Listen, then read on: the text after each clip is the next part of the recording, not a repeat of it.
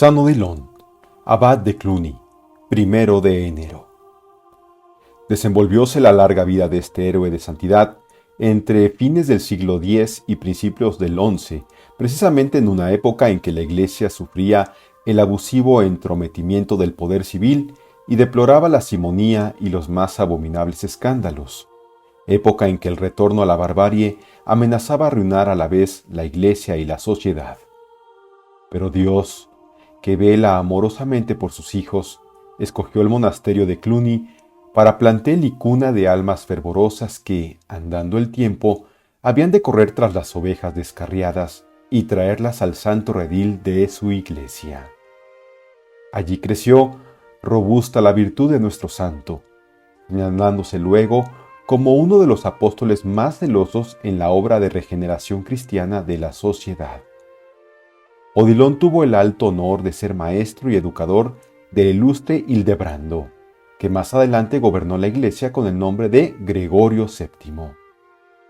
En los confines de la Auvernia Baja y cerca de la aldea de Ardé se hallaba, en otro tiempo, un castillo feudal, verdadera fortaleza infranqueable. En él residía, por los años de 960 a 980, una familia de nobilísimo linaje, compuesta del señor Mercur Beraldo I, apellidado el Grande, uno de los principales señores feudales del condado de Auvernia, dechado de perfectos caballeros, de su esposa Herberga, descendiente del rey Lotario y pariente de Hugo, rey de Italia, y mujer insigne y piadosísima, y de sus 10 vástagos, 8 hijos y 2 hijas, de los cuales Odilon fue el tercero.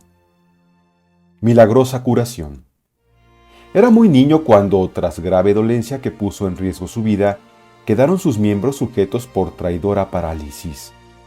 Contaba ya 3 años sin que sus débiles piernecitas le permitieran dar un paso.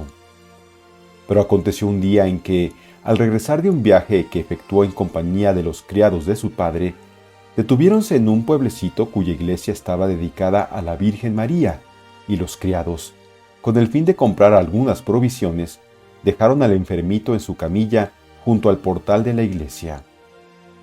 Mas como tardasen en volver, abandonó el niño por inspiración divina la camilla donde descansaba, y arrastrándose por el suelo, dióse tal traza que llegó a franquear el umbral de la iglesia y logró acercarse al altar de la Virgen.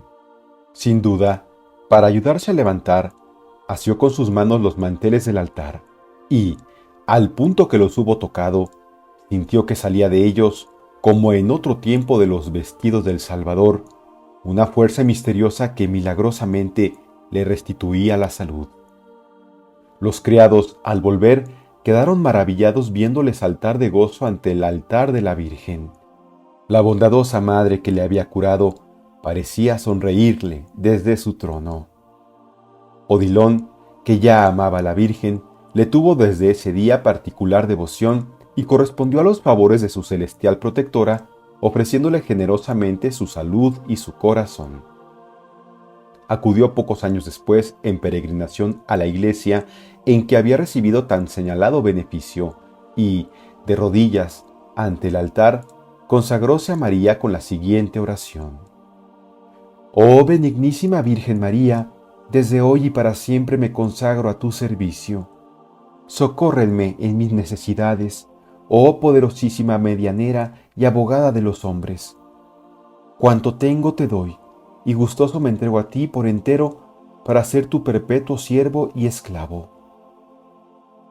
A nadie extrañará, pues, si decimos que toda su vida se señaló el santo por una filial y ardiente devoción a Nuestra Señora. Cada vez que pronunciaba su nombre bendito, inclinaba profundamente la cabeza y al cantar en el coro el versículo Tu ad liberandum, que significa Tú, Señor, para redimir al hombre, no desdeñaste el seno de la Virgen. Postrábase reverente para adorar el misterio de la encarnación del Verbo y honrar y venerar la soberana dignidad de la Madre de Dios. Sus padres, maravillados de los favores que el niño recibía del cielo, le dieron cristiana y viril educación.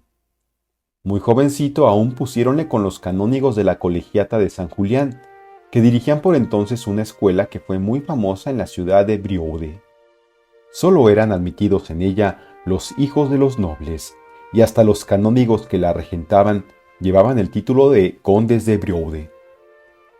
Muy pronto se señaló a Odilon por la ciencia y santidad, mereciendo de sus maestros singulares demostraciones de aprecio y deferencia. Tenía 26 años cuando recibió la tonsura clerical. Poco después, fue nombrado canónigo de la Colegiata de San Julián, beneficiado de la Catedral de Puy y algo más tarde abad secular de San Evodio. San Odilon, abad de Cluny. Llevado nuestro santo de un deseo de mayor perfección, determinóse a ingresar en una orden que por entonces pasaba por la más austera y santa. El providencial encuentro y entrevista que tuvo con San Mayolo, abad de Cluny, afirmó más a Odilon en su propósito, de suerte que al poco tiempo, renunciando a todas sus dignidades, ingresó de novicio en la célebre orden benedictina de Cluny, haciéndole donación de todos sus bienes. En aquel tiempo, esta abadía, fundada hacía solo unos 80 años, era todavía muy pobre. Desde el primer día mostróse Odilon fiel observante de la regla de San Benito. Desempeñó con grandísima humildad los empleos más modestos y bajos del monasterio, y llegó a ser muy pronto acabado modelo de todas las virtudes monásticas.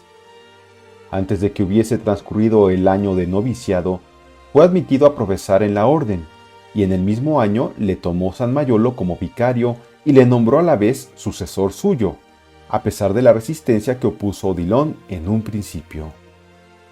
Pero apenas murió el abad de Cluny, Odilon dimitió el cargo y fue menester toda la influencia del rey Hugo Capeto y el unánime acuerdo de los monjes para que aceptara el gobierno de la abadía. Rendida al fin su humildad y habiendo dado su consentimiento al ver manifiesta la voluntad del Señor, fue ordenado sacerdote el 20 de mayo del año 994, en la festividad de Pentecostés. Después de la muerte de su padre, que ocurrió por aquella época, la madre de Odilon se retiró al monasterio de San Juan de la ciudad de Autun, donde pasó sus últimos años llevando santísima vida. El nuevo abad de Cluny contribuyó mucho a aumentar la reputación de santidad del monasterio y llegó a ser en breve, por su caridad, pureza de vida y obras maravillosas, una de las glorias más señaladas de la Iglesia. Puso singular empeño desde los principios de su nuevo cargo en la reforma de la regla de San Benito, observada por casi todos los monasterios de aquella época. Encargóse Odilon de llevar a cabo tan ardua empresa, estableciendo con carácter definitivo un código que se llamó Costumbres de Cluny, que mandó observar puntualmente en todos los monasterios de su jurisdicción. Muy pronto, solicitado de todas partes, emprendió largos y frecuentes viajes, tanto por Francia como por Alsacia, Suiza, Alemania y sobre todo Italia. Y envió a diversas provincias de Francia y de España a algunos monjes para restaurar y restablecer en la primitiva observancia la regla de San Benito. No se contentó con visitar los monasterios ya existentes, sino que fundó muchos otros y extendió con ello las disciplinas cluniacenses que sirvieron de dique a la relajación de costumbres que empezaba ya a notarse en Europa. La caridad en todas sus formas era la virtud que practicaba con particular empeño. Distribuía limosnas con tanta largueza que, cuantos le rodeaban, llegaron a censurarle por mostrarse, decían ellos, demasiado pródigo de los bienes del convento. Su confianza en la providencia era tal que jamás temió le faltara su asistencia. Cierto día que visitaba uno de los monasterios, juntóse tan crecido número de monjes para oír sus enseñanzas, que llegaron a faltar las provisiones, pues no disponían los sirvientes a la hora de comer sino de un pescado. Mandó el santo que lo partiesen y, ¡oh prodigio!, no solo hubo bastante para los allí reunidos, sino que hasta los pobres participaron de las obras. En uno de sus viajes, al atravesar un monte, pasó cerca de unos campesinos extenuados por la fatiga y muertos de sed, y, como escaseaba el agua por aquellos contornos, mandó el santo a los suyos que distribuyesen el vino que llevaban para el viaje. Hicieronlo así, y luego prosiguieron su camino, pero al cabo de un rato se detuvieron para tomar a su vez algún refrigerio, y con sorpresa hallaron los cántaros tan llenos de vino como lo estaban al emprender el viaje. Mas, donde brilló con mayores fulgores la caridad de nuestro santo, fue durante una gran carestía que se hizo sentir en la provincia de Aquitania en el año 1016, y causó la muerte de innumerables personas. Después de distribuir entre los pobres las provisiones del monasterio, mandó que se vendieran los ornamentos y vasos sagrados y hasta la corona de oro que el emperador San Enrique había regalado a la iglesia de Cluny. Mas, como aún no bastara todo ello para remediar todas las necesidades, recorrió él mismo las ciudades para mover a compasión con sus palabras los corazones de los poderosos, logrando así salvar de la muerte a un sinnúmero de desgraciados.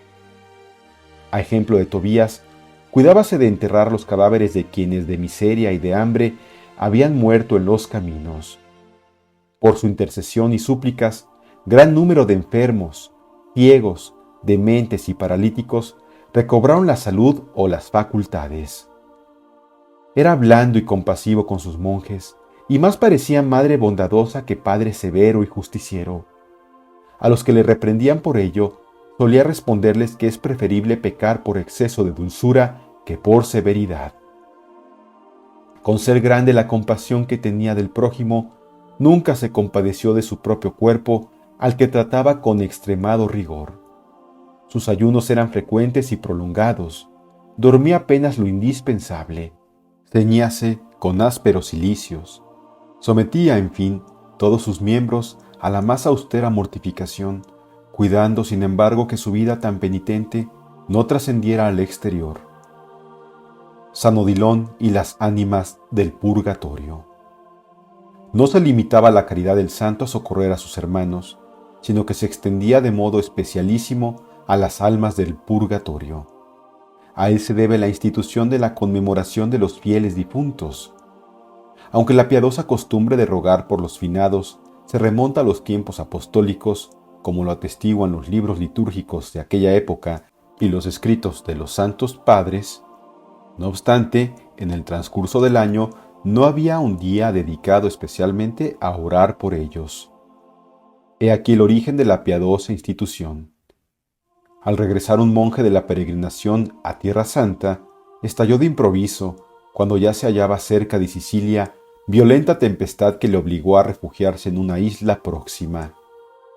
En aquellos parajes abruptos y solitarios, descubrió el monje la morada de un ermitaño que pasaba los días entregado a rigurosa penitencia. Después de unos breves coloquios espirituales, supo el solitario que aquel monje era francés y le preguntó si tenía noticia del célebre monasterio de Cluny y si había oído hablar del venerable abad Odilon.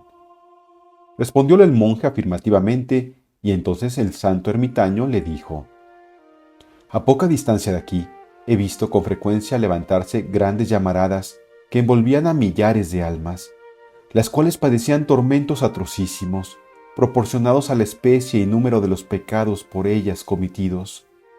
Entre los ayes lastimeros he percibido unos rugidos infernales que lanzaban los demonios al ver que algunas de aquellas almas, que habían sido libertadas de sus garras, eran transportadas triunfalmente a los cielos merced a las oraciones, limosnas y penitencias de almas santas, y en particular de Odilon, abad de Cluny, y de sus monjes. Os conjuro, pues, en nombre del Señor, que narréis puntualmente al santo abad cuanto acabo de deciros, para que prosigan él y sus monjes con más ardor que hasta ahora sus oraciones, ayunos y limosnas, acrecentando así de continuo el gozo de los bienaventurados y la rabia de los demonios». Tan pronto como el religioso llegó a su país, cumplió fielmente el encargo que le había dado el ermitaño, y consecuencia de ello fue que en 988 San Odilon promulgó un decreto para todos los monasterios de la orden, mandando que en adelante a la celebración anual de todos los santos siguiera la conmemoración de todos los fieles difuntos. En aquel decreto prescribía Odilon a sus monjes que ofreciesen en ese día, 2 de noviembre, para las ánimas del purgatorio, las oraciones, Santa Misa y algunas limosnas. Pronto se extendió esta costumbre y el Papa Juan XVI la mandó celebrar en toda la cristiandad. Celebridad y milagros de San Odilon.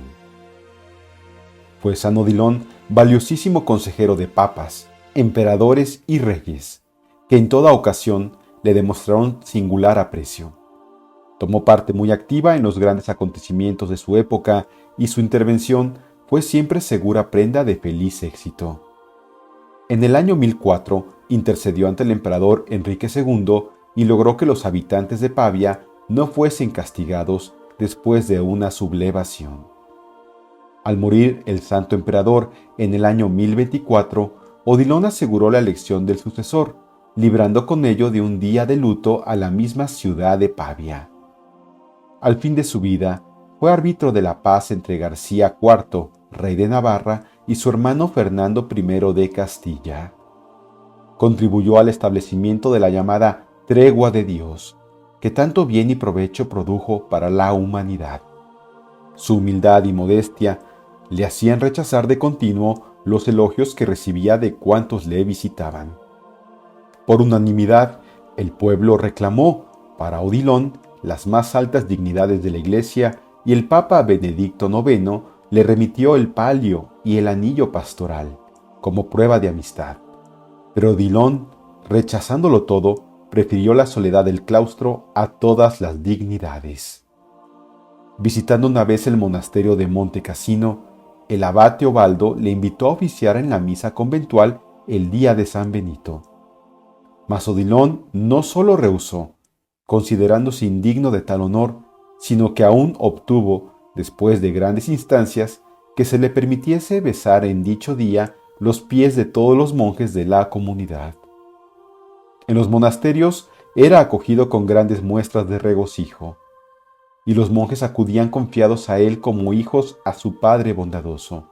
El venerable Fulberto, obispo de Chartres, le llamaba Arcángel de los monjes. Declara San Pedro Damián que la vida del bienaventurado Odilon fue como una mesa de oro purísimo, sobre la cual brillaban los milagros como presea de ricos y preciosos diamantes. Al regresar San Enrique de un viaje a Italia, detúvose con su corte en el monasterio de Cluny, en donde fue testigo de un portentoso milagro. Hallándose el emperador sentado a la mesa de una de las dependencias del monasterio, presentáronle una copa de cristal primorosamente cincelada y llena de aromas exquisitos. Era una verdadera maravilla de arte alejandrino que un príncipe de Oriente acababa de regalarle. El santo emperador mandó llamar a 2 capellanes suyos y entregándoles la copa, les encargó que en su nombre la presentasen y ofreciesen al abad Odilon, lo que cumplieron al instante. Admirados los monjes de tan preciosa joya, la examinaron pasándola de mano en mano, pero uno de ellos dejóla caer al suelo y se hizo añicos. El santo estaba entonces ausente. Tan pronto como regresó, apresuráronse los monjes a contarle lo sucedido. Pero él, después de explicar a los monjes las consecuencias que podía acarrear el accidente, ya que el emperador podría culpar de ello a los clérigos a quienes confió la copa, hizo oración a Dios y mandó que le trajesen los pedazos de cristal. ¡Oh prodigio! En vez de los trozos, hallaron en el suelo la copa entera sin señal alguna de rotura. Muchos otros milagros pusieron de manifiesto la santidad del siervo de Dios. En 2 ocasiones viéronse obligados unos ladrones a devolver los objetos robados, pues la justicia divina permitió que no pudieran desprenderse de ellos para venderlos. Por 2 veces atravesó, en compañía de varios monjes, ríos desbordados, y la segunda lo hizo sin que quedase señal de humedad en su calzado. Admirable muerte. San Odilon llegó a octogenario, pero los 5 últimos años de su vida fueron para él un continuo martirio. Creyéndose a punto de morir, quiso ir a Roma con la esperanza de expirar cabe la tumba de los santos apóstoles. Aprovechando la primavera del año 1047, salió para la ciudad eterna, en donde permaneció 4 meses continuamente enfermo. El Papa Clemente II, que le amaba como a hermano, pasaba algunos ratos a su lado, consolándole con sus palabras y su apostólica bendición. Contra lo que se esperaba, recobró la salud y volvió a Cluny. Antes de morir, quiso visitar los monasterios de la orden para consolar a los monjes y animarles a perseverar con fidelidad en el camino del cielo. Cumplida esta misión, y habiendo llegado a Soubigny, al convento de Silviniaco, donde unos años antes había muerto su insigne predecesor, San Mayolo, esperó allí él también la hora del gran paso de este mundo a la eternidad. Unos días antes de Navidad del año 1048, dirigió emocionado discurso a sus hermanos reunidos en capítulo, exhortándoles a celebrar con alegría las cercanas fiestas. Pero mientras predicaba, sobrevínole tan fuerte dolor que fue menester trasladarlo a la celda sin esperanza de salvarlo. Recibió los santos sacramentos y luego abrazó con ternura a todos los monjes que rezaban junto a su lecho. Ni la pureza admirable de su vida, ni las grandes penitencias que había practicado fueron obstáculo para que el demonio se le apareciese pensando vencerlo en el último combate. Odilon, al verle, tomó el crucifijo en sus manos y pronunció las siguientes palabras: «La cruz es mi refugio, yo la adoro y bendigo, y entrego mi alma en manos de mi Dios crucificado». Con todo, llegó a reponerse un tanto de esta grave dolencia y predijo que acaecería su muerte el día de la circuncisión. En efecto, el día por él señalado, bendijo a los religiosos, quienes, accediendo a sus deseos, le llevaron a la iglesia, y entonó él mismo las vísperas por última vez, después de las cuales, tendido sobre un cilicio cubierto de ceniza, con voz balbuciente, empezó una oración que fue a terminar en el cielo. Era el 1 de enero del año 1049 y tenía 87 años de edad. Había gobernado por espacio de 55 años la abadía de Cluny. En 1063 se abrió su sepulcro y hallóse intacto su cuerpo. Presidió el acto San Pedro Damián, autor de una biografía de Odilon.